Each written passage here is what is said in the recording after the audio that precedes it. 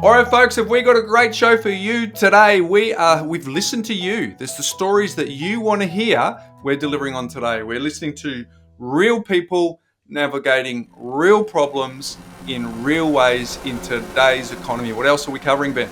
Well, man, I think if I build on that, we're talking about sacrifice, delayed gratification, planning to become what you plan to become, cash flow management, all the great stuff that we want to share consistently with our community so they can build their muscle memory in these areas.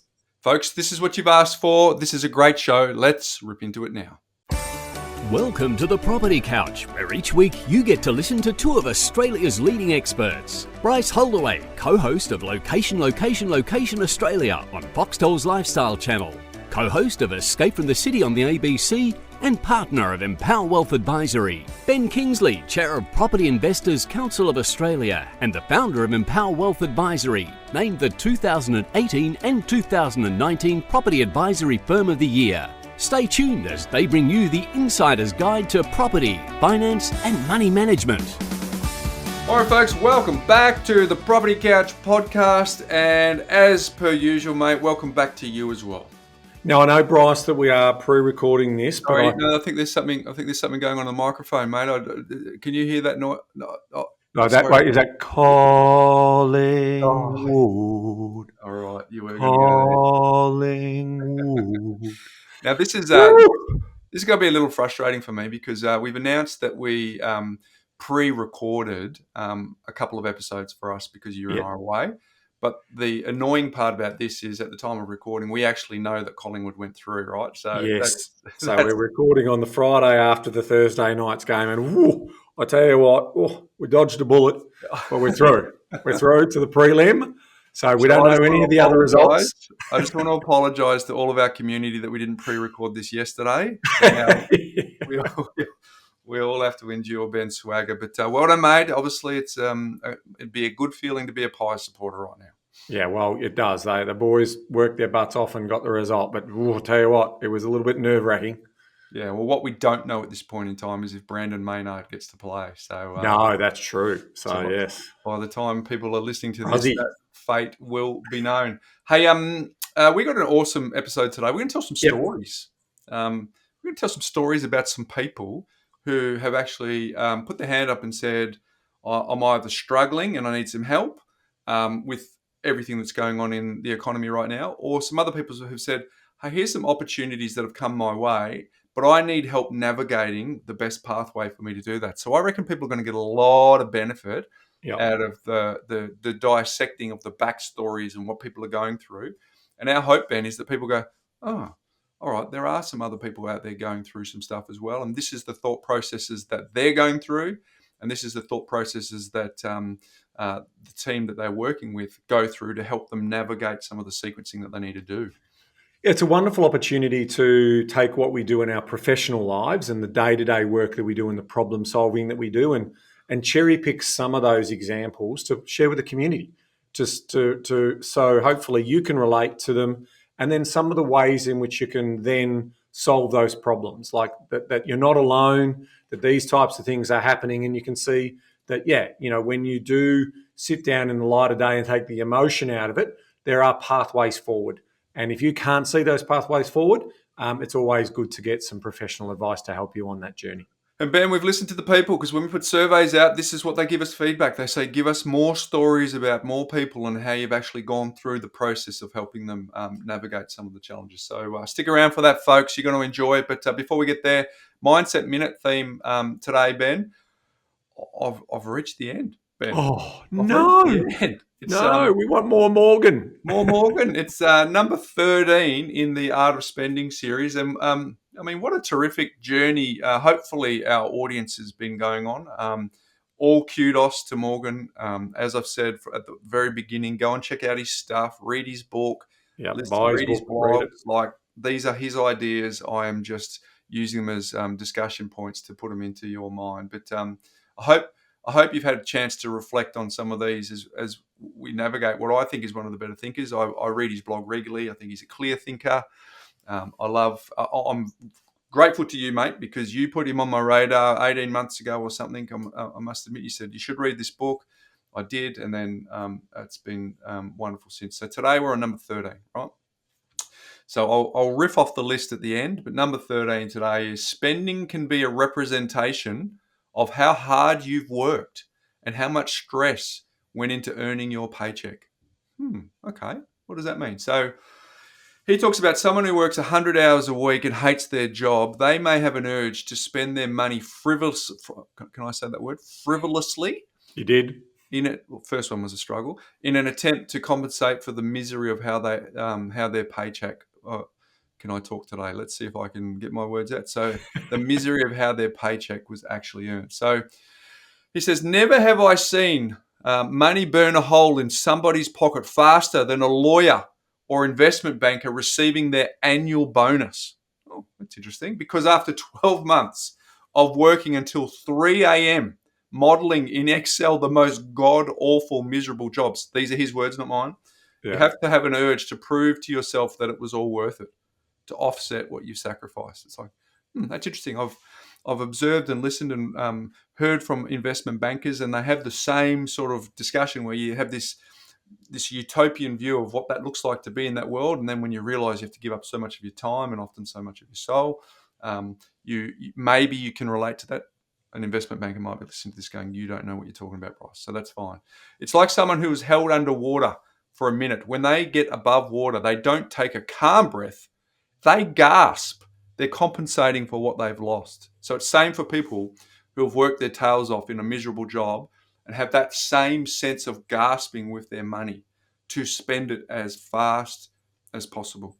So question is, can you relate? So the opposite can hold too, Ben. I reckon this is you. So you ready for this? Okay. Ben Kingsley. The most capable of delayed gratification, the most patient with their money are often those who enjoy their work and generally love what they do. The pay might be good, but the urge to compensate for their hard work with heavy spending just isn't there. So there's a contrast, right? Someone who doesn't like their job needs to justify that it's worth it, so they do it in a bunch of spending. Yep. And at the other end of the spectrum is someone who really loves, has purposeful work, has meaning in what they do, and they go, I just don't have the same urge. And then clearly there's spectrum continuum in every way. But so that is Morgan's final observation, that spending can be a representation of how hard you've worked and how much stress went into earning your paycheck. So before I summarize, Ben, your thoughts on today's one? Yeah, I think, having listened to it the first time, but I have no doubt that there's a reward for effort piece in there. And I think if people are working those extreme hours, that it could be easily justifiable in their own narrative and their minds that, that little extra bonus or extra amount that I got is splurge money, because I do need to reward that because I'm not fulfilled in the work that I'm doing. I reckon there's a good argument to that. So I think there's merit in what he's trying to say. The scale, the bell curve would be an interesting one in terms of that, because I can see it. I also see it in salespeople's lives where they're living beyond their means, and any one of those people who like to keep up with the Joneses and in anything that they do about that impressional people, they're the ones that when we see their financials, we go, you don't really need to do that, but that's the world in which they want to play in. So they're going to have to work their butts off to try and earn the income. And we sort of try and teach them, well, if you can trap a bit of that and put it into the future tomorrow, you'll be better off than they will be. I mean, some of the best stories I hear are those people who earn double the income of that mum and dad who have teacher jobs. And, in retirement, those teachers are worth more because these people burned all of their cash on discretionary, rubbish items. And these people had that delayed gratification story. And so ultimately they're in a better financial position. Yeah. So I guess it really comes, like, you and I cannot relate to someone who is working in a job that they hate. Correct. So therefore we don't have any lived experience about that. But I wonder if there's a reflection for some people where they go, yep, I've sacrificed a fair bit during the week to do something that I do not love. So therefore some of my spending reflects my sense of wanting to feel like it was actually all worth it. So who knows? But that's the final reflection. So we have been chatting about the art of spending, because if we remember way back to the beginning here, Ben, it was a conversation around people can see our assets pretty clearly. See the car you drive, see the house you live in, right? But it's the spending that is behind closed doors. So this whole series has been about, well, let's unpack some of the nuances around our spending. So the first one was your family background and past experiences influence your spending preferences. Okay. The next one is, can you get entrapped by spending? So rather than using money to build a life, your life is built around money. And I think it was the Vanderbilt mansion we talked about in that particular one. Frugality inertia. A lifetime of good savings habits can't be transitioned into a spending phase. We've talked about that in terms of financial anorexia, Ben. Yep. Number 4 was the emotional attachment to large purchases, particularly buying a house, especially your first one. So to say that we can remove emotion is just a work of fiction. Number 5 was the joy of spending can diminish as income rises because there is less struggle, sacrifice, and sweat represented in those purchases. Number 6 was asking $3 questions when $30,000 questions are all that matter. And we challenge people to see if that's what they were doing. Number 7 was social aspirational spending is trickled down consumption patterns from one socioeconomic group to the next. European travel used to be just the rich. Now European travel is the middle class as well. Number 8, an underappreciation of the long-term costs of purchases with too much emphasis on the initial sales price. This is very much an American view where is it really worth buying your home for yourself because you haven't thought about the costs and the taxes and all those sorts of things, whereas the great Australian dream is very much alive and well here. Number 9, no one, and this is my favourite of all time. I said it at the time, I'll say it again, I'll bore you if you ever catch up with me and tell you this is my favourite. No one is impressed with your possessions as much as you are. So that's the man in the car paradox. Yep. Number 10, not knowing what kind of spending will make you happy because you haven't tried enough new and strange forms of spending. That was good. Number 11, the social signaling aspect of money on both things you buy for yourself and charity given to others. Number 12, the social hierarchy of spending, positioning you against your peers. And of course, today we've talked about number 13, the final one, spending can be a representation of how hard you've worked and how much stress went into your paycheck. So there you go, folks. Hopefully that's given you some insights into something that will hopefully help you better rein in your spending, Ben. Better make yourself super clear on who you're spending for, because most people that you're spending for aren't even noticing. And if you can actually rein it in, spend less than you earn, trap some of that, put it into some investments, chances are you're going to be one of those people that gets to buy your time back. So thank you, Morgan, for your thought leadership on that. It's wonderful. So today, mate, we're going into story mode. We're talking about some case studies of some people, because what it is we thought that it would be a good idea, Ben, when we were chatting, that some of the scenarios that we get with our clients around what's the problem and how do we solve them, I just feel like it's going to be really good insight for people who are not at the coalface, not doing this all day, every day, and sort of understanding some of the challenges that other people are facing and what are the steps and the sequencing and the ideas and the strategies that go around making sure that, hey, here's my problem and here's the solution. So, Ben, I'm excited to get into this with you today. Yeah, I mean, it's all about, solving problems for people's lives, right? I mean, everyone's, trying to live the best version and the, lifestyle by design. And, finance and debt is a part of that story. And so obviously we benefit from having hundreds and hundreds of clients that we're helping month to month. And just some of the feedback we get in some of those case studies are just worth sharing, because it just goes to show for our community, you're not alone. There's other people trying to solve for these problems as well. So I really do feel like by sharing these types of stories, it's just going to, again, bring awareness, but also bring some confidence to those people who are just thinking about their own situation and how they potentially solve for it. And there's help out there if you need it.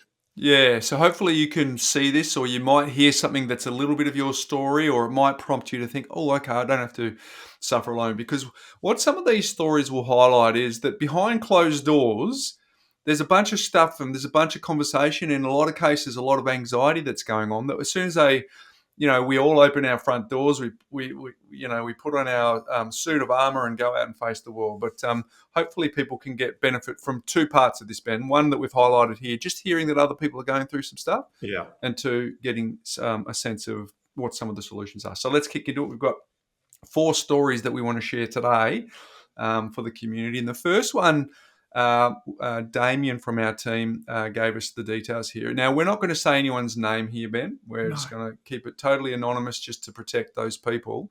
But the circumstances are 100% real here. So there are existing clients that were due to roll off a fixed rate of, wait for it, Ben, 1.99%. Wouldn't that be nice to keep that going for a little while? That was going to happen in September 23. So they'd been on that fixed period for 2 years. So in the throes of COVID, obviously fixed, and so this becomes part of the fixed rate cliff narrative that everyone has been chatting about. So 18 months into the loan, now about to expire into the 2 years. So here's the problem that we're trying to solve. They wanted to refix in the loan so that they could secure payments. But here's the kicker in this story, and it's a big part of the story, and it's sort of it'll speak to everyone's hearts here. They want to provide some certainty during the birth of their second child, and therefore provide confidence in the repayments for the next 2 to 3 years. Now, Ben, lots of people having children. Lots of people are facing the thought of going down to one income, all those sorts of things. But there is a bit more to the story for this couple here. So we'll get to that shortly. They also wanted to have extra funds to upgrade the family car to support their growing family. But here's the facts. The female applicant here was the major breadwinner, and not a lot of maternity leave was being paid. So the surety around the budget, based on the savings I already have and the income over the next couple of years, was really, really critical here, Ben. Yeah, it was. I mean, this is about this couple being aware of their liquidity changes, their cash flow changes that are going to occur over this particular time, and they wanted to get ahead of the curve on this one. And I think that says a lot. But obviously, we're about to learn why they wanted to get ahead of the curve, because the first experience with their first child was quite a challenging one. Well, give us some details, Ben. You've set that up. So yeah, so they had their first child 6 years ago, and from the experiences there were multiple medical complications as part of going through. Obviously, firstly falling pregnant, and then obviously delivering that child, and so a lot was learnt by the family in terms of these medical complications, and based on the evidence and information they were provided with, that was going to also be highly probable by having that second child. So when you think about that, that's not usually a 6-year gap between basically having children, right? Usually you'll see the gaps in the sort of 2 to 3 year time range. So this is something that's been really important for this family. They want to go back there again and have a second child. But what their challenge is here is that we realise that this puts both the mother and the child at serious risk. And so when you are talking about that, potentially, having honest conversations in the household also mean, what does it mean if things go wrong? What does that mean for obviously, the health of those two individuals, but also what does it mean for the financial security of the household, right? Financial security is an underpinning element, a foundation element of any household's comfort levels and their peace of mind. And so whenever you get into these types of situations, it's always prudent to basically do these types of exercises. So that's the challenge that this household was facing. And so again, to their credit, they wanted to get in front of this particular challenge by doing some planning prior, because they expected that their costs were going to go up significantly. So if you put yourself into the mind of this couple, Ben, just the complications of having one person who is the major breadwinner, who's now about to go into a phase of life that is tiring, all-consuming, for whatever period of time they want to take off to spend time with that child. So there's all those sorts of things going on. And to your point, couple that with the anxiety that you get from thinking, okay, we've had one experience where it wasn't smooth sailing with our 6-year-old, and now we want to go back and have another child. just the mental ups and downs of going through all the machinations of everything you've just described is something that I had to pause and reflect on when I was running through this scenario, Ben, because but for the grace of God, there go I've been very lucky through my two boys that they were reasonably straightforward. I've spoken before about my youngest having autism challenges, but generally speaking, we've been very blessed. So we haven't had to think about these sorts of things. So we've got strain not only emotionally, we've got strain physically, and then strain financially if we don't get this right. So getting certainty for this particular couple, for the avoidance of doubt, was the number 1, 2, and 3 priority to make sure that could happen. Not only that, they had some out-of-pocket bills that popped up previously with some health complications that were not covered by insurance. So as you can imagine, if you go through that process and then you navigate that, and that child's 6, and then you're going to have a second child, and unfortunately, some of the signs are suggesting that they're progressing in a similar fashion to that first baby, so therefore they're putting more mental load. State of mind is being increasingly challenged. So the last thing you need, Ben, right now is other worries outside of putting all of your energy and focus on that. Yeah, we've talked about this often around insurances and, having those defense strategies around that. These are the things you don't necessarily ever want to call on. But if you are facing significant health challenges, the last thing you want to have to do is worry about money. So, in terms of the plan here, what was discussed and what was the problem solving that we were trying to, the solution that we were trying to come up with is that we wanted to get a cash buffer. So we wanted to take advantage of the equity that we had in the family home. Makes complete sense. Get that cash process done and get it done earlier rather than obviously, trying to apply for lending with the pending birth of a second child and going down to a single income. Always makes that more challenging from the lenders and the credit assessment point of view. So it was really clear that if we could take out this portion of buffer, which would also allow us to accommodate the upgrade of the car, utilise the equity that we had in our home, and then get that assurity around those repayments is going to be a critical part of the solution that was going to bring peace of mind to this couple so they could focus on, their mental strength could focus on a successful and safe carriage and delivery of child number 2. Yeah, so the aha moment for everyone involved with the strategy was let's just get certainty, and in this case, it was at the expense of cost. So in the current environment that we're in, everyone's looking for ways to reduce costs, but they wanted to move out of that low fixed rate of 1.99 early, because even though those increased costs would have been incurred, because obviously refixing for certainty at a higher rate was clearly putting impost on the family, but that wasn't the main problem they were trying to solve. So from what the details we've just described, the main problem they were trying to solve was certainty, and certainty now, and certainty for the next few years. So that's essentially what they did. They so the plan was simple. How can we make the cash out process as easy as possible whilst keeping them in the loop the entire way?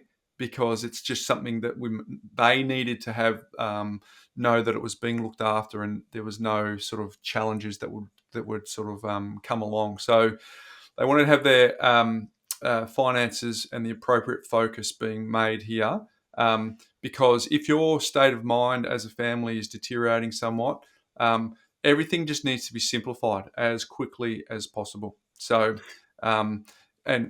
and as we've highlighted, we want to make sure it's simple. All right. So that's the backstory. That's what the problem was. That's what the plan was. So we went to a lender.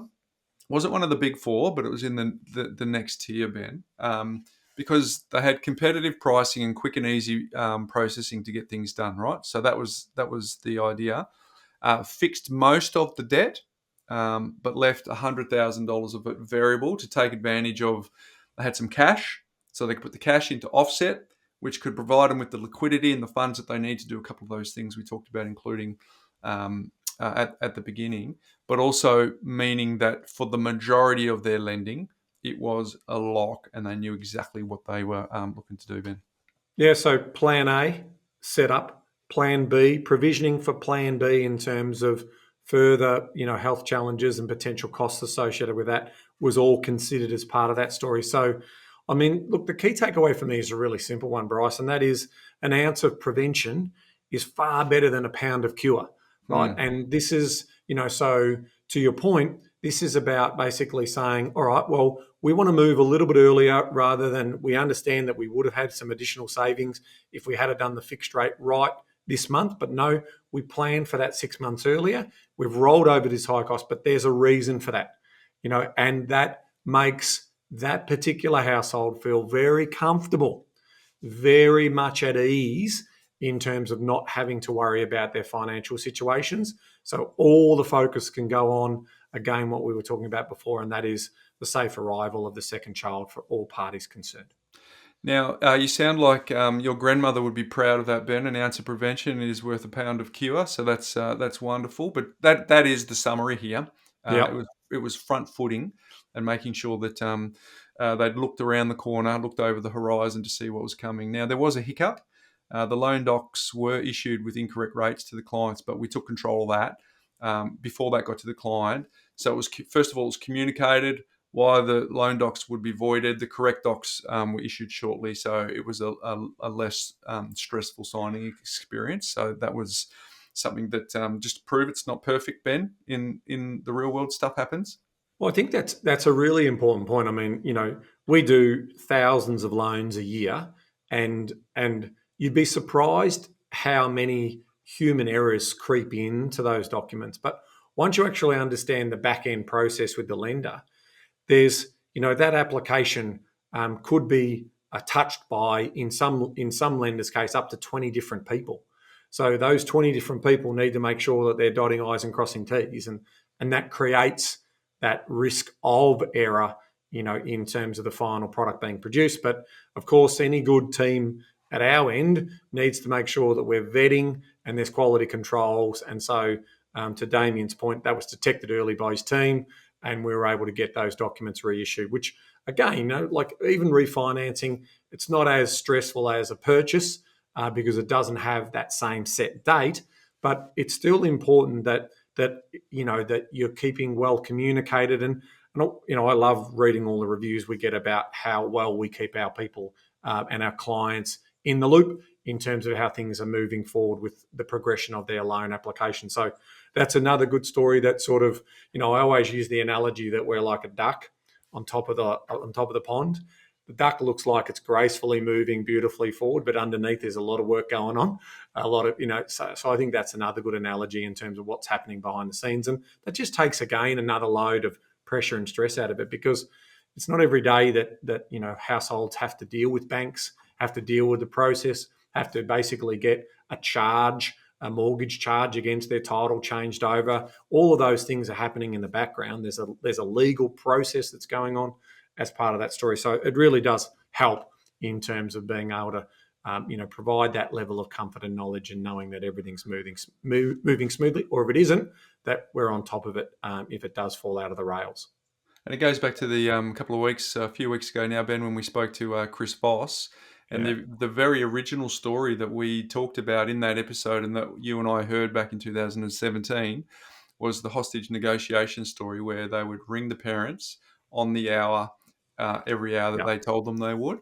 And even if it was to say it was no news. So it's kind of in the same family of idea here that as long as communication is done, in this case, the communication was, hey, look, there's a problem, but we're on it. And so that for this couple, certainty is incredible. So what was the end result? We avoided maternity leave financing challenges. So if we had waited for maternity leave to kick in, that would have provided a world of discomfort for trying to get the application done. So front-footed, looked around the horizon, and also provided that stability and the cash out so that they could do the things that they needed. So that was considered a good outcome, Ben. That's a win. Now, it doesn't necessarily be defined by lower costs, because in this case, it was actually increased costs. But it's more than just costs for a lot of people. So thank you, Damo, for sharing that one. Hopefully that's helped you folks. The next one, Ben, is from Barton from our team. Shared this story of a single mum with a 12-year-old son, and I love this story. And I got to say, I think for single mothers in the community, they need statues built. We've said this before, Ben. They're just really, really up against it. So in this story, it just is resilient and amazing and speaks to mindset as well. So as we unpack this, just keep that in mind that this is someone who is doing some incredible work and modeling some incredible behaviors for her 12-year-old son. But here's how we set this one up, Ben. This particular person, she was a listener of the podcast for a long time, so bought her own home, and bought an investment property. So take a bow, it's brilliant. So doing all the right things to put herself in a position to build wealth over time. Okay, you'll see in the story as we go through, no child support here, so doing it independently. So brilliant stuff. But then here's the challenge that presented in this mother's world, and it came in the order of an interest rate tightening cycle. So unfortunately, she was really susceptible to any interest rate movements. And in terms of her lending profile, this is the bit where I really want to honour her. She was aggressively trying to build her portfolio to take advantage of the wealth building outcome that we speak about, that we talk about, the passive income that comes from building assets. But unfortunately, the struggle to afford the rate squeeze became real, and started having a conversation with Bart and Ben. Yeah, look, I mean, when we talk about single parents, single mothers, aggressive is potentially just about getting one investment property that's complementary to your family home. So I don't want this to be portrayed as, well, serves themselves right if they're aggressive. This is not that story, right? Yeah, exactly. So it's just one about sort of saying, my plan is for myself and my son to be able to have a comfortable retirement. And in this particular case, the timing of that, and then obviously, if we were listening to, the conversations around the COVID period, we were thinking that interest rates were going to stay down, lower for longer. We didn't have any of this inflation conversation and risk sort of, at that time in our thinking. So obviously the tightening cycle that you're referring to, Bryce, has been one of the sharpest in history. And so that aggressive tightening cycle has meant that in this particular case, we had to just reach out. We needed some type of confidence. And that's what I love about this particular story with Bart and his client, is she's reached out and said, I can foresee a challenge with my cash flows in terms of what's going on there. So I want to get validation. I want to get insight before I make a rash decision, right? And you've heard me talk about this with Bryce, and both of us sort of saying, do whatever you can to hold onto your properties during this period, because this period will not last. We are in a contractory territory by design. It is designed to slow the economy. It is designed to erase the inflation problem that we've got. And so there is going to be some pain that's going to be experienced by many. And so this is an example of someone sort of saying, I am willing to try to avoid failure as much as I can. And my absolute last resort will be to sell that property, because I understand the cost of getting in, the cost of getting out. And I haven't been able to see the fruits of my labour in terms of being the small business owner. And this property hasn't been held for the decades like we hope it will be. So she is effectively sitting down and saying, how can we solve for this problem? Yeah, and the beautiful part about this story too is used Bart as a sounding board, because in her own domestic circumstances, there's no one to bounce it off. Yeah. Because there was no lending done in this particular scenario. It was largely about having that sounding board, building in a plan, having conversations We talked about, it's never the monster under the bed that we're afraid of. It's the thought of the monster under the bed. So in this case, wanted to front foot, name the fear. What was it? What does it look like? And so it was not an option to fail. But here's a couple of limiting issues here. She couldn't refinance, couldn't get any more lending. So come November, we're moving from that 2% space to the 6% space once it comes off fixed. So again, someone who's caught up in that headline fixed rate scenario, what happens when they expire? Well, this is a real life scenario. So the aha here was there's two options. Option number one was to just batten down the hatches, make some lifestyle changes, cut down on expenditure. So that's the first option. And the second option was to sell the investment property, keep their existing home, keep their existing lifestyle, but just move into a delayed wealth building strategy. But what we do know from this very, very resilient woman was that option two was not something that she wanted to entertain at any stretch other than a last resort. So option one, batten down the hatches, was what they did. So here's some of the language. When tough times come, you push through. By doing that, you improve yourself over time. So that's just incredible resilience, Ben. So, but here's how some of the conversations went. We're going to get through this no matter what. We're going to cut our costs. We'll have an exit strategy on standby in case we don't get through. But here's the number one priority. We're going to change our lifestyle so that we can keep this. So just to reiterate, there was no child support, there was no extra lending, and there was an option to do some extra work, an extra day of work. So that was something that was part of the thinking as well. So she went away for 3 months and pondered the options. So, and here's the beautiful part that I want to sit here and talk to you about, Ben, is sat down with her 12-year-old son and empowered him. Said, here's where we want to go. Here's our current scenario. And so we're going to come up with it together because this is our life. What are we going to do to actually get ourselves through this? And so effectively, she was having the conversations over the dinner table. Yeah, I mean, it's obviously for a 12-year-old son, it's a pretty mature conversation that they're in, right? Because ultimately, she's explaining the context of this situation. She's trying to explain that it's not going to last forever. It's only going to be a short-term story. So I really like that sort of, short-term pain for really life-changing long-term gains is what she's attempting to do here, right?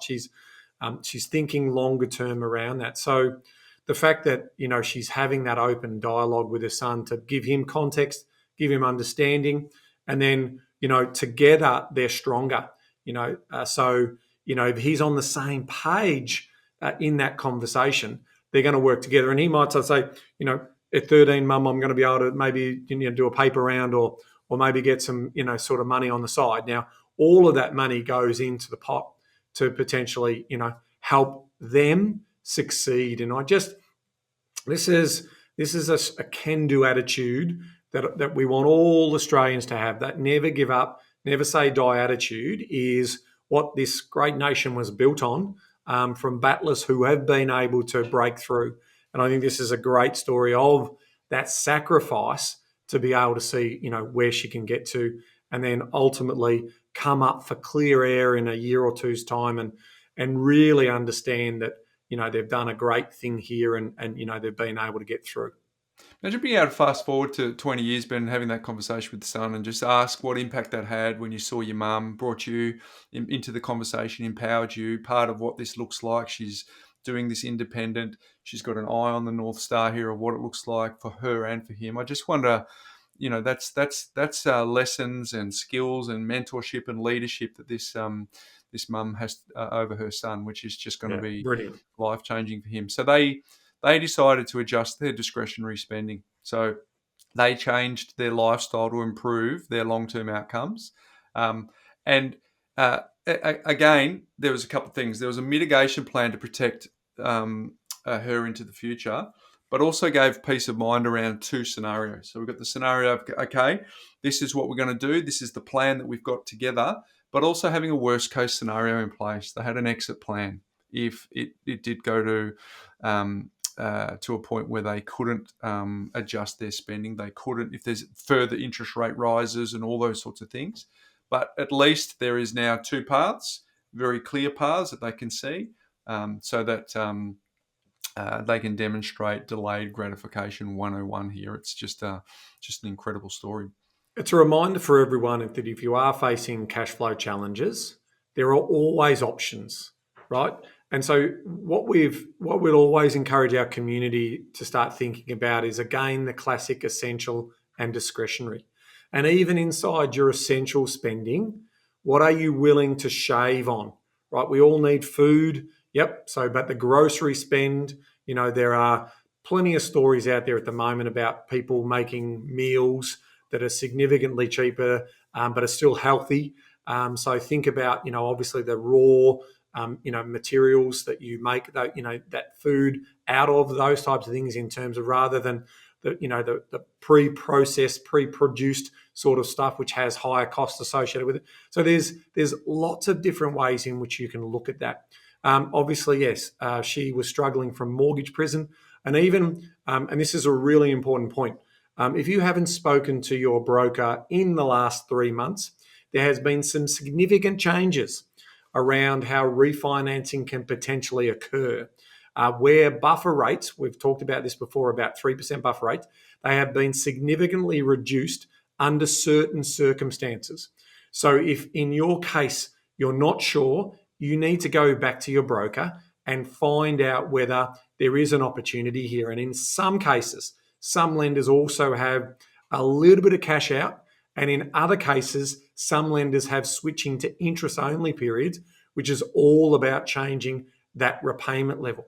And the final option for those people who are experiencing these higher repayments, you can hear it in a lot of advertising that's going on, and that is about resetting your repayments, which effectively means that you're setting your loan term back to a longer period of time. And when you do that, that does significantly reduce your repayments. Now, of course, there's a cost to that, and that is, if you only make those minimum repayments, it means you're going to pay higher interest over long term. But to our point, if you are paying that interest, you are holding on to an appreciating asset.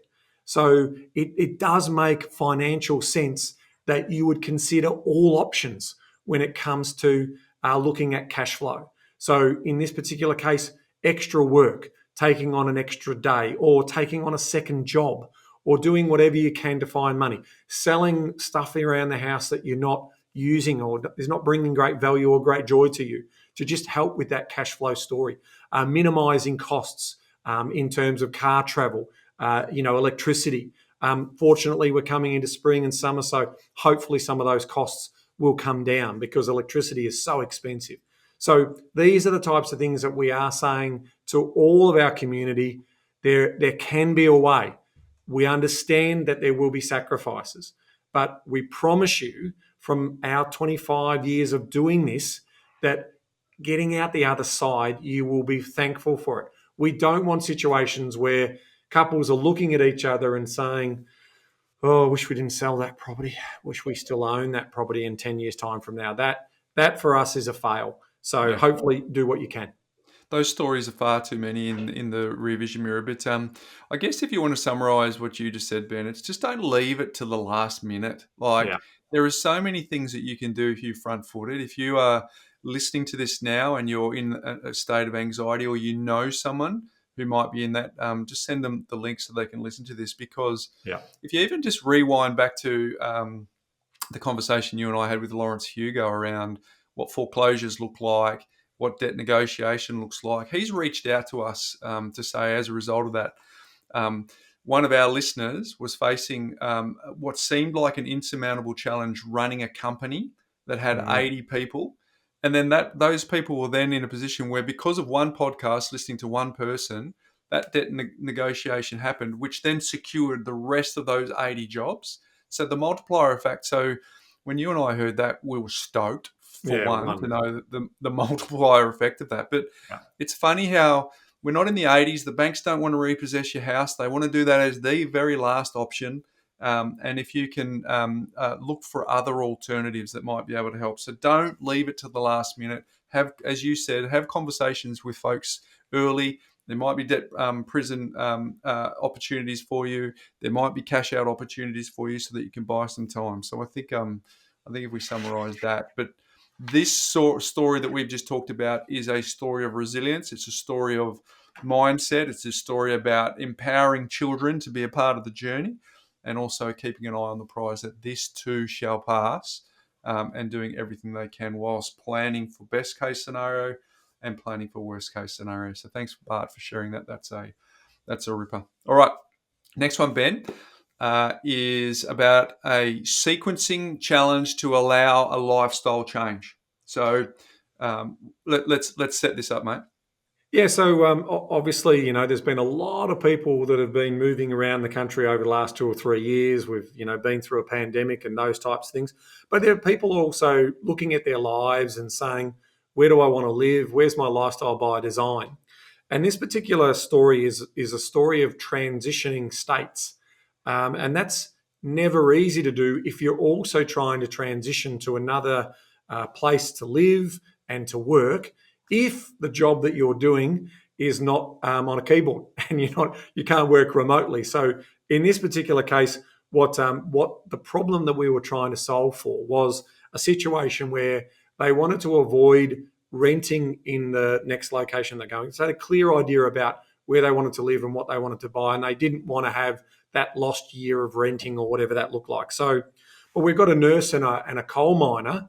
They're living in New South Wales, looking to go to Western Australia, to Perth, to set up their new life. Okay, and so part of this particular story is if you go to a lender and you're telling your lender, "Here's my jobs," and then they say, "What's your plan?" "Oh, we're going to buy a house in Perth," and they go, "Well, it doesn't service. If we keep the existing property and we've got the new property, we can't actually service that." And then also, there's another big problem here. Is like, okay, if you're moving, you can't do those jobs remotely.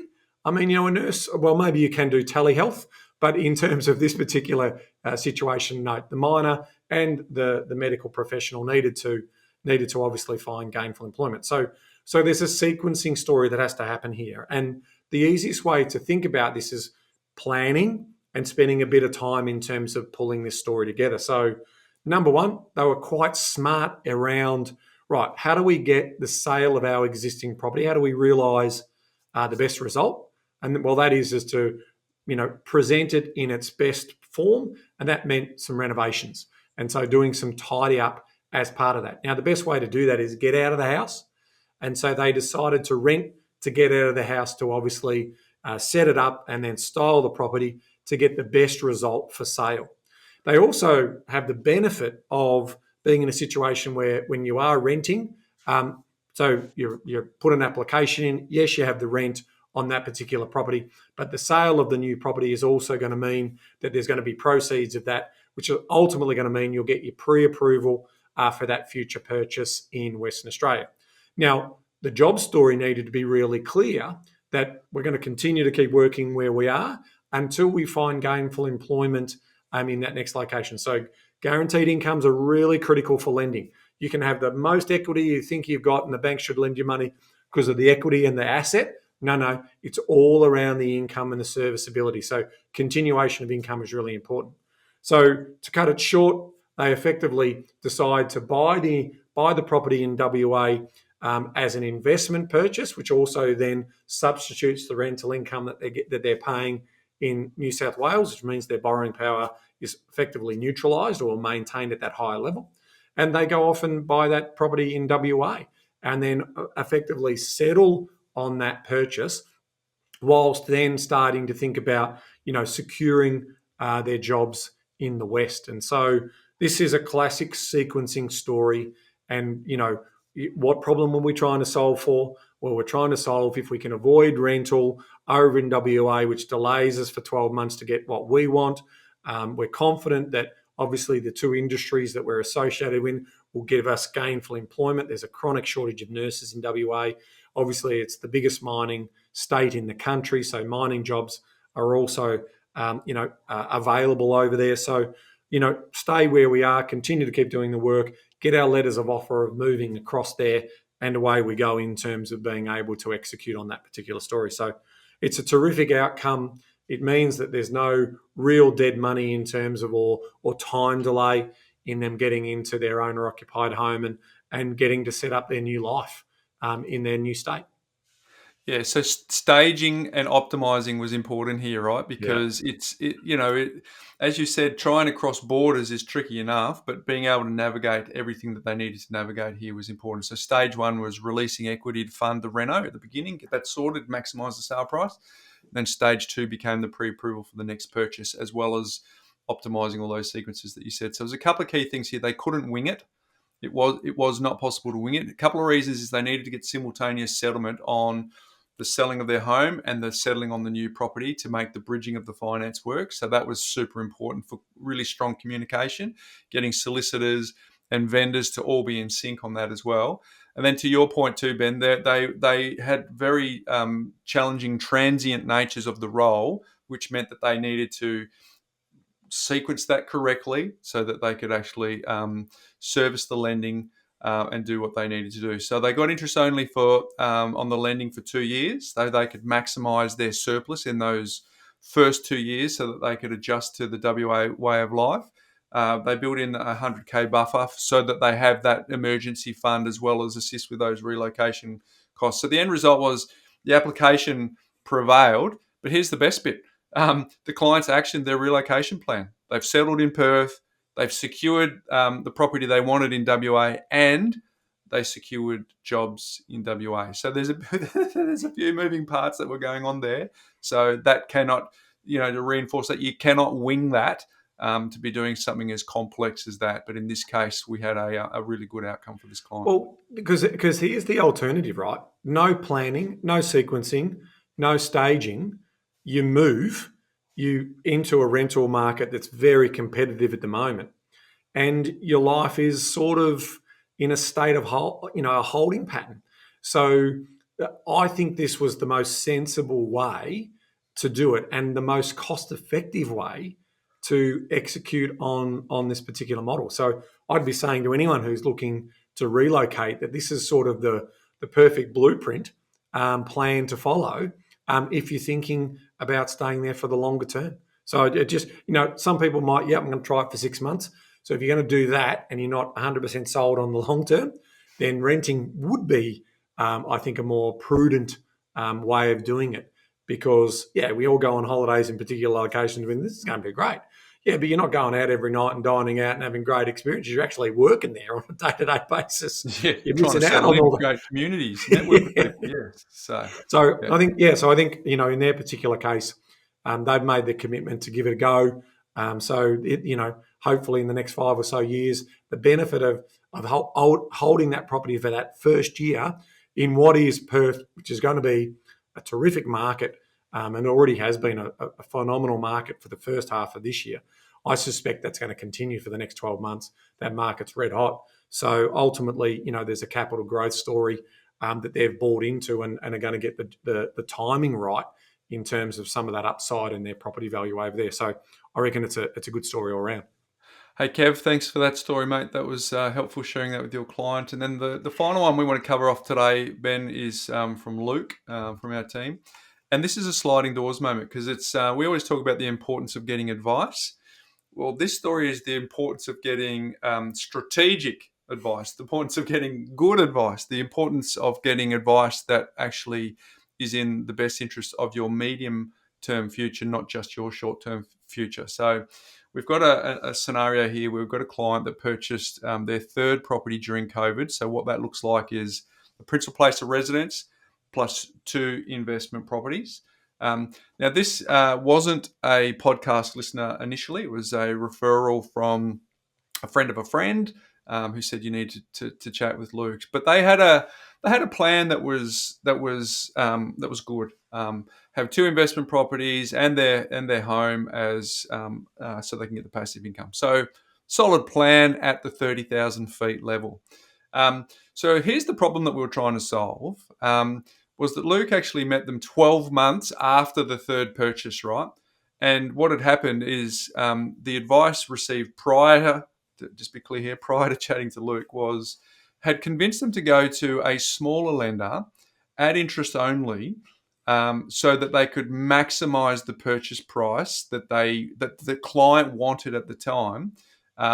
So that particular lender favoured that. So they put all their lending on interest only. And just for context, there's about $1.4 million worth of lending. But some of the anxiety that existed in this scenario was this smaller lender was doing rate cycle increases that were not tied to the RBA. So it was actually higher. So it created a whole bunch more anxiety. So when Luke met them, they were quite anxious. Their repayments were about to double because they were also moving from interest only to principal and interest. So their initial borrowing capacity was that they were unlikely to be able to refinance, therefore putting them in the category of mortgage prisoners. So it was a ticking time bomb where the repayments were about to become exorbitant and the mortgage stress was pretty high. So the point here is the short term was optimized and maximized for, but it didn't take into account any future rate shifts that we obviously subsequently saw. So it's put them under pressure, Ben. Yeah, it has, and it's a reminder for all of us. I mean, having been a broker through multiple cycles, I can recall the cycle that we went through the GFC, right? And so just prior to the GFC, money was cheap globally, right? We had pretty low interest rates. Money markets were lending credit, collateralized debt obligations, and basically repackaging securities and making money cheap. So that means second and third tier lenders were able to find really cheap funds globally. And the consequences of when the GFC happened was that those funding markets basically froze and the cost of money became significantly more expensive. And the likes of the Wizards, and all of the Rams home loans and all of these sort of pure lenders who don't source their money from depositors had an explosion of cost, and they had to pass those costs on to their borrowers. So it meant that even though at the time prior they were getting these really cheap interest rates and really attractive offers, that came home to roost, and it was very, very difficult. It was very expensive to get people refinanced out of that. Fast forward to this cycle, and the same sort of thing. We had the cash rate at 0.1 of 1%. We had money markets getting access to cheap funding. And so these second and third tier lenders had very competitive products out there. But to your point about out of cycle increases, here's what's happened now. Obviously, with the cash tightening cycle happening, and basically yield markets and financial markets adjusting, bond markets adjusting, all of that cost of money has gone up. And so, obviously a lender buys a wholesale rate of money, they put a net interest margin on it, and they package it up and sell it as a mortgage to these people in these particular places. So this is the consequence of that. These costs have gone up significantly. And so that has meant in this particular case that this household has been one of the potentially tens of thousands of households that have seen their cost base rise considerably and quicker than they expected it to go up. And you only need to look at some recent research from Eliza Owen at CoreLogic, where there is definitely a pattern of short-term buy sell over the last 2 to 3 years. So we all had guaranteed incomes during COVID. The markets were moving. Property was the flavour of the month. Everyone was jumping in the property market. We were told interest rates were going to stay lower for longer. And so, but now we're sort of saying these people are the forced sellers. And so to this point, at the time, they didn't know any better. Now, I would have thought that the broker who was potentially doing that original deal and sort of saying, okay, I'm hearing what you want, but what a great broker should also be doing is just not be a yes man, right? Or a yes woman. They need to sort of say, okay, that is then, this is now. But I've got experience of several cycles, and what are we baking into our cash flow models that says, what if interest rates go to 5 or 6%? How will we be able to, accommodate that as part of our planning? And it's very clear, unfortunately, for this couple that this wasn't anticipated. And again, it's for the thousands of people who are now reconsidering their situation, where they've had to turn these properties over in the last 2 or 3 years, or they're now starting to turn them over. and some of them may not recover their costs. So, like, it's probably going to be their fortune. It's probably at break even because property prices have gone back up again. But in some cases, if you bought at the top end of the cycle and you're now selling because you can't hold that property, there's going to be red ink on the page. And so that is definitely going to be a learning lesson. But it's also, learning lessons are good, but it's time lost. Like, it's now, it's probably going to be another year or two before they're able to get back in the market. So effectively, that's a 5-year cycle that they're now in a situation where, could we have gone for a cheaper price point? And could we have planned a little bit better? Or what could we have done in terms of our living costs to see whether we can hold on to that? Now, fortunately, they've got one other investment property, so it's not game over for this particular couple, but it's just a classic reminder of planning short term to planning long term. And also reminds people about conflict of interest, which we talked about before, which is when you're actually getting someone giving you advice where they're actually got an agenda for someone else. But so like a spruiker, if someone's selling the property, they've got an agenda for the developer. Well, you can actually still have conflict of interest where there isn't that third party vendor. So we don't know the story of the mortgage broker that they went to before, but it's quite possible that they've had the conflict of interest of their client's best interest or their own best interest, because the larger the loan is potentially the larger amount of upfront commission they get, the larger amount of trail that they get on their book as well. So again, we need to have that discernment around the advice that we're getting.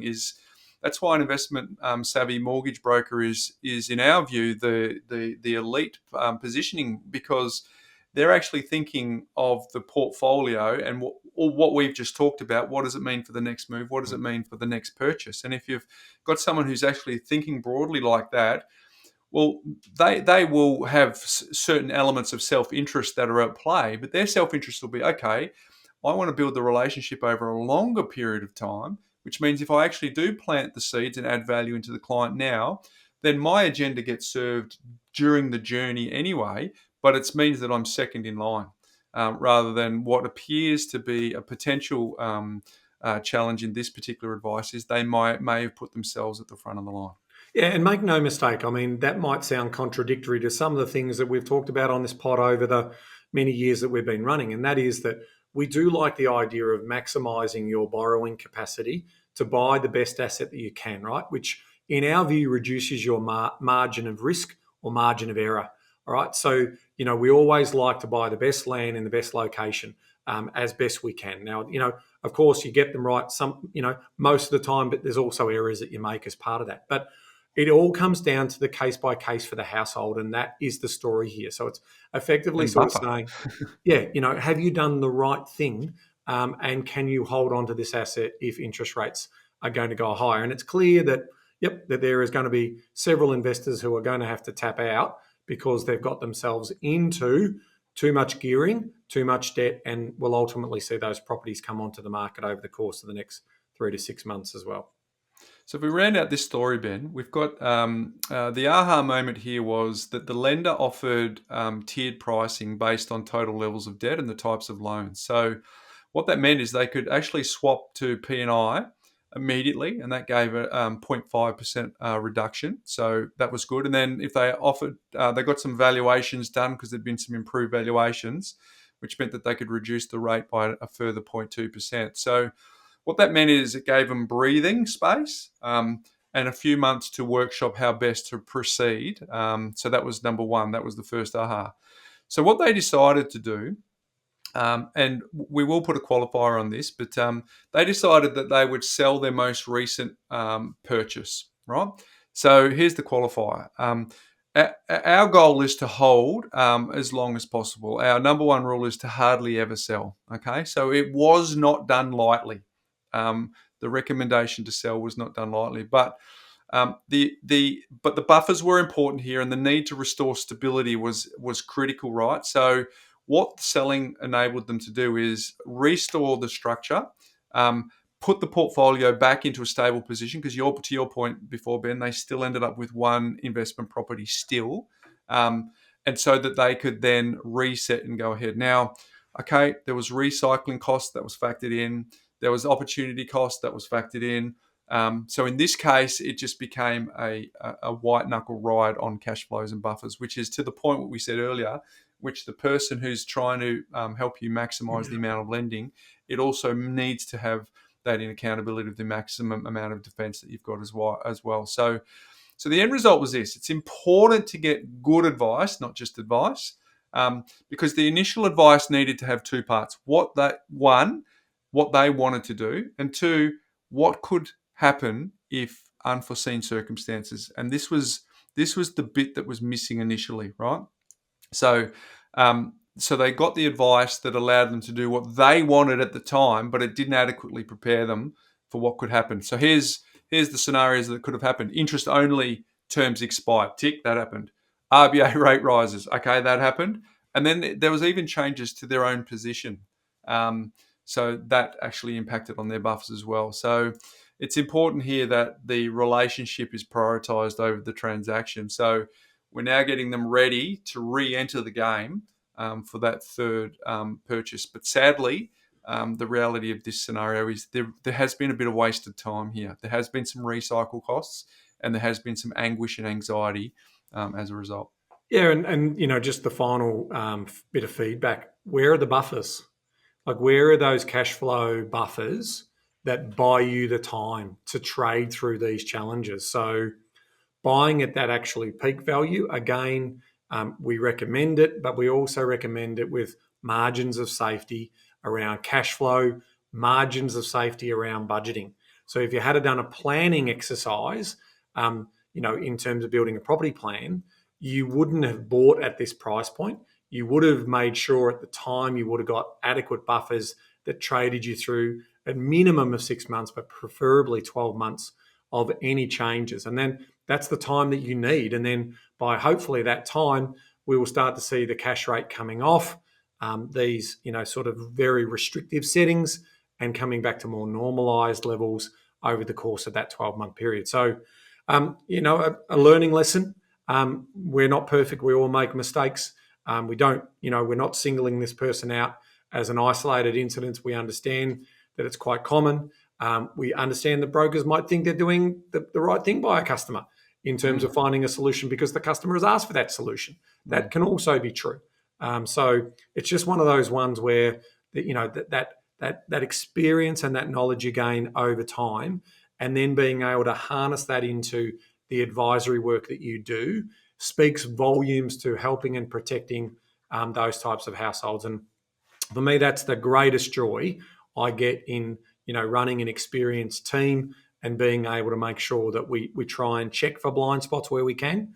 There's still always sort of unforeseen circumstances where even the best planning may be undone, but this is a case where maybe, just maybe, some of this could have been avoided. Yeah, 100%. So hopefully, folks, there's some good stories there for you to lean into that you may be able to take away, because we covered what happens when we're going into maternity leave and what some of the challenges are there around getting some certainty. We also covered a wonderful scenario of a single mother who's planting seeds of mindset into a 12-year-old son whilst batting down the hatches there. We also looked at a sequencing scenario where someone needed to get their ducks lined up in a row, and that becomes a bit of a platitude, Ben, but the ducks being in a row were super important here for that married couple that wanted to move to WA. And then obviously that last one we just spoke to then was around, okay, let's start with getting advice, but then the next sub-level of getting advice is getting the right advice, and clearly we talked to that point as well. So there's some takeaways, Ben, that we want to really bring home here. For our audience. So let's kick it off. We want to make sure that they're not transactional focused, right? Yeah, I think that's really important for me. I mean, we are very fortunate that we've got a really dedicated team of people. We're dealing with over $1 billion of new lending every year.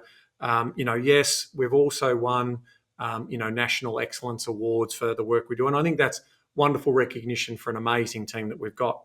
But let's bring this back to a broader story around the type of investment savvy broker that you want to be working with. You don't want them to be transactionally focused.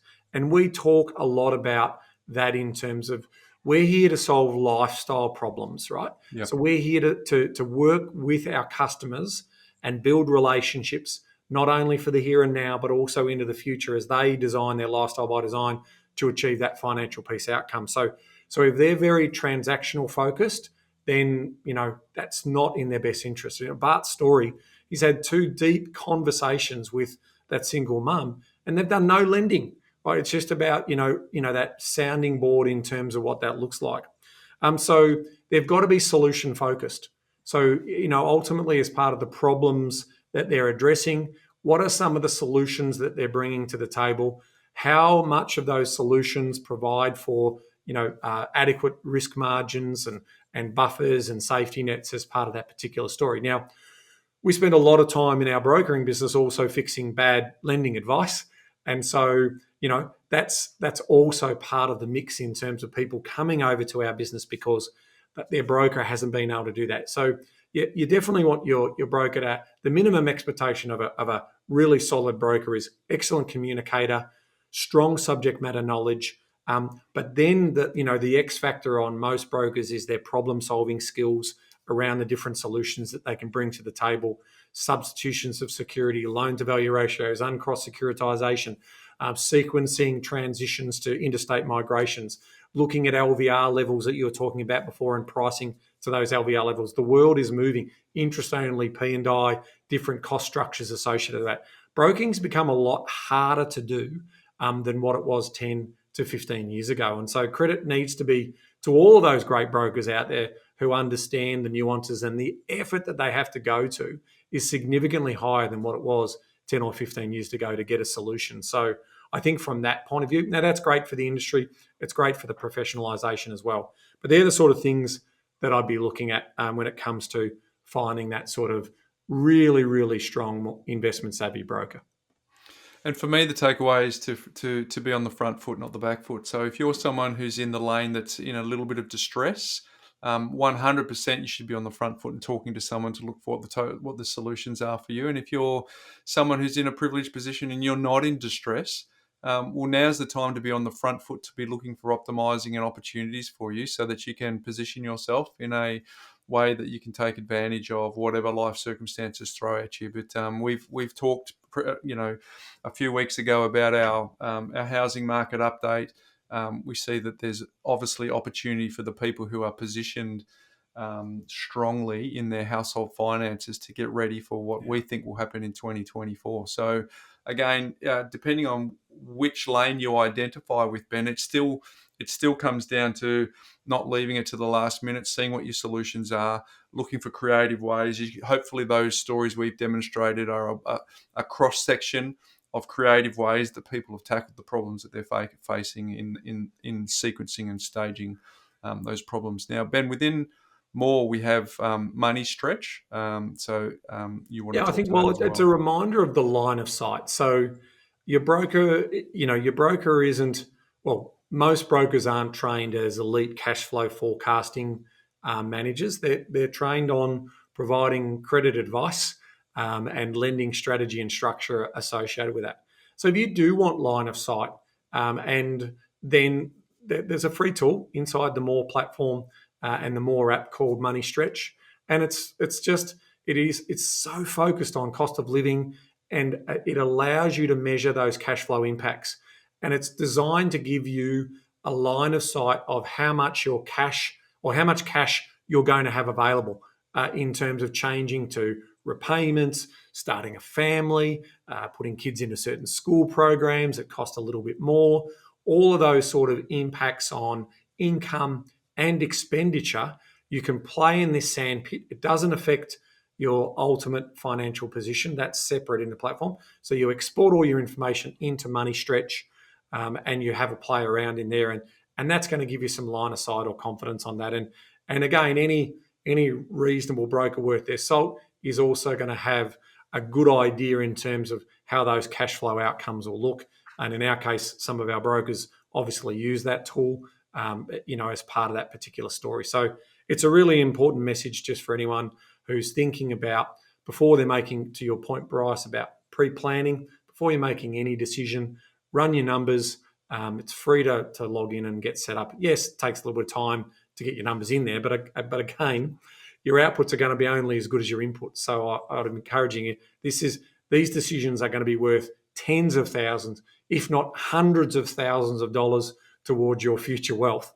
So if you can't find, half an hour to an hour to dedicate to actually do some investigations in terms of what your situation looks like, well, unfortunately, you might be one of those people who'd be sitting on the sideline saying, how come I couldn't do that? Well, there's a good reason for it if you're not prepared to put in the effort. So, folks, the final point from me is step number 1, go to more, get your details in there, have a look at the Money Stretch. Number 2 is go to your investment savvy mortgage broker, have a conversation with them and front foot it. And step number 3, if you do not have an investment savvy mortgage broker, Ben and I would love our team to help you solve any problems that you have that you can identify that from those 4 case studies or something that's totally unique to you. So if you go to empowerwealth.com.au, leave your details there. Our team will reach out to you and help you identify the problem, give you a sounding board if that's what you need, and hopefully offer you some solutions that we think that are in line with the conversations that Ben and I have with you each week on the podcast. They are well and truly in alignment with that as well. So we'd love to help with that. So yeah, Ben, always fun. It is always fun. And, just final point before we move on, we'll put a link in the show notes to a 15-minute video that talks about MoneySTRETCH. So it's just so you know that you have a look at it before you potentially then go and embark on it, because you'll see what your outcomes are. So if you want to just make sure before you put all that effort in, if it's the tool that you're looking for, take a look at that video. And we've also got other tutorial videos on the More YouTube channel, which is MOOR. MOOR. All right, Ben, my life hack today is show people how to buy their time, Ben. So the way that you buy time, which is an interesting concept, is by buying the time other people took to experience mistakes that taught them the lessons. Look at that. So you need to live 1,000 lifetimes to see the scores of problems that experienced investment savvy mortgage brokers have faced and solved each week, each month, each year. So that is a fact, right? So that's how you get to buy your time back, because if they've experienced some of these things and know how to overcome them, you get to lean on and benefit from the experience of those, in some cases, mistakes, in some cases, experience that taught them those lessons. So, and so hopefully you can see that from some of the stories that we've actually shared today, right? So for people, if you want to avoid the time ignorance of tax, the time tax of ignorance, learn from others. So my life hack today is just get the conversation started. Reach out to get some help from your investment savvy mortgage broker. If you are someone who has opportunity, great. Go down that path of exploring what your opportunity is. If you're, on the other hand, you're someone who's experiencing anxiety right now, put your hand up and speak to someone to get some help, because, again, you're going to need to live 1,000 lifetimes to just get the same level of experience and stories and process and anecdotes that they know. So don't do it alone. If you're feeling like in some of the case studies we've just described, that it's just feeling too heavy or too much, or you need outside perspective or an objective look at your circumstances, start the conversation today. Because in both situations, whether you're assessing opportunity or whether you need to relieve some form of anxiety, in both situations, you will either win or you will learn, or both will get you closer to where you want to go, Ben. So I really want to lean into that today. Those stories were intentional from us to get people to take action, depending on which lane they're in, opportunity or anxiety. But the quicker you put your hand up to ask for help, the better the opportunity will be for you. And if I can double click on what you were saying before about the investment savvy broker, let me share my story. Almost 20 years ago, I started off as an independent broker, working out of my bedroom in my mortgage choice franchise at the time. And so I was a sole operator. I'd done my training, got my qualifications, but I was trying to problem solve. And I had one sort of mentor that I could ask a few questions of, maybe twice a week. So was I an investment savvy broker? Did I have the years of experience? No. Now, over the course of 6 or 9 months, I then met up and grouped up with another small group. And all of a sudden, there was 5 brokers. Now, in the next 6 months, I had so much more knowledge gain because I was able to run scenarios and understand their experiences. So the sum of those 5 brokers getting together really helped me a lot in terms of accelerating my experiences and my problem solving skills.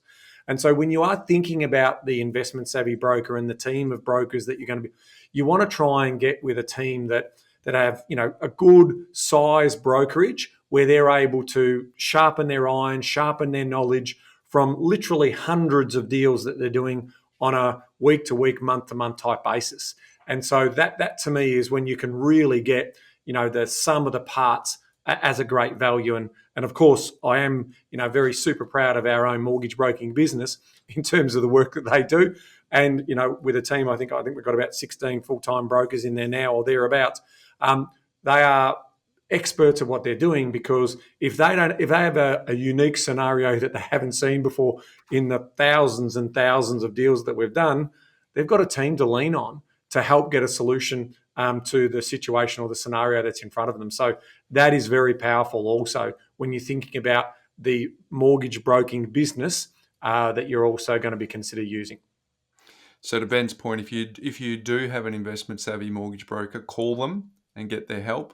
And if you don't have an investment savvy mortgage broker, we'd love to help you. So let us know if we can do that. Hey mate, what's making property news?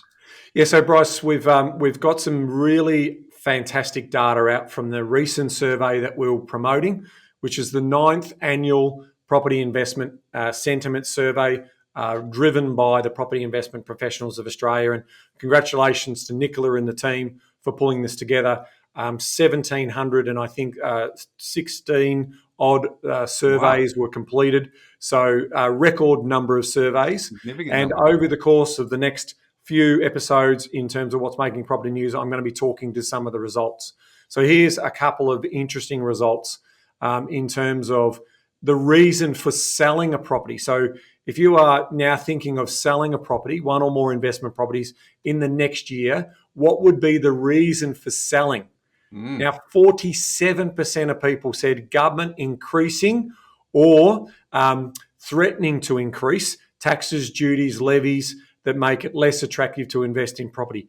That's 47% of people are saying that is the main reason why I'll be selling. Second to that is the tenancy legislation. So all the reforms going on that's taking the control away from me, from the property that I own, is the next reason. And then with 40% of the people surveyed saying what would be the reason for them selling is the interest rate story. So, they are big numbers in terms of influencing the decision of a potential investor who's getting out of the market. And we know the consequences of that. Now, building on that particular story, where were some of the locations in which property investors sold over the last 12 months? And this should be super concerning for the Victorian government because 25% of the people sold in Melbourne. So they sold in Melbourne, followed by 23% in Brisbane. So the two state governments who are increasing taxes or threatening to increase it and then removing them, or in Victoria's case, introducing an extra levy, this is not great news. And it's we're talking about 25% Melbourne, 23% Brisbane.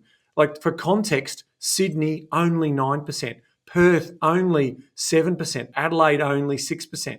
So just gives you an idea that there's a real concern here for property investors. So if Melbourne's on the nose, Victoria is on the nose in the short term, and obviously, people might be saying, well, what does that mean? Would you be investing in Victoria? Well, Bryce and I know that we've been doing this for 25, 30 years now, that regulatory change will occur. Like what we saw in New South Wales when they introduced a 1% stamp duty for premium for investors. They quickly reversed that 18 months later and nothing's happened with Sydney prices. But for those people, it's meaningful for those people who are tapping out or who are looking to invest. So I'll have more to say about, ranking the states in their results as well as I unpack some of this data coming out of this latest release. Yeah, Ben, basically, if you're a fair weather investor, you probably will use those stats as a reason not to be there. But if you're an experienced or a long-term thinking investor, they're number 2 and number 3 population centers in this country. So that's that's very difficult to ignore Yeah. as a property investor. So I own a number of properties in Victoria. I don't plan to sell.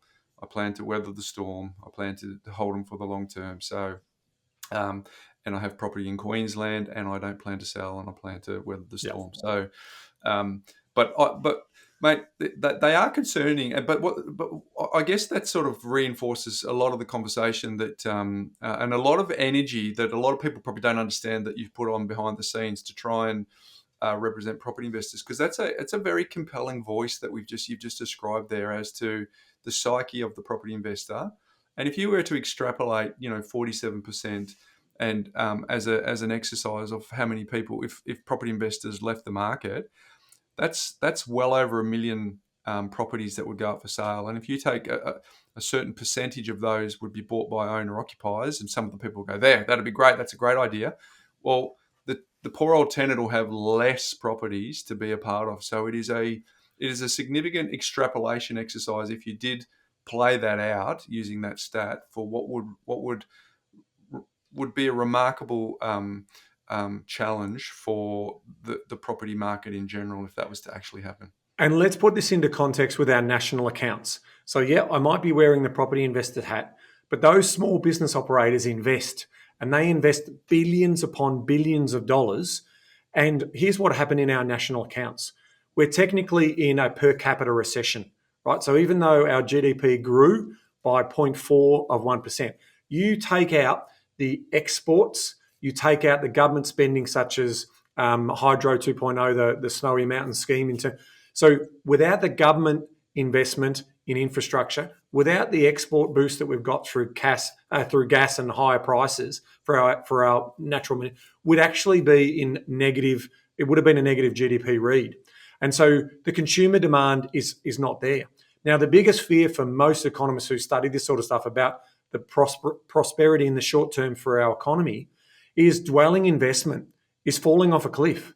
And that dwelling investment not only has direct investment, but also subsequent indirect investment that flows on into the economy that can stimulate jobs and economic growth.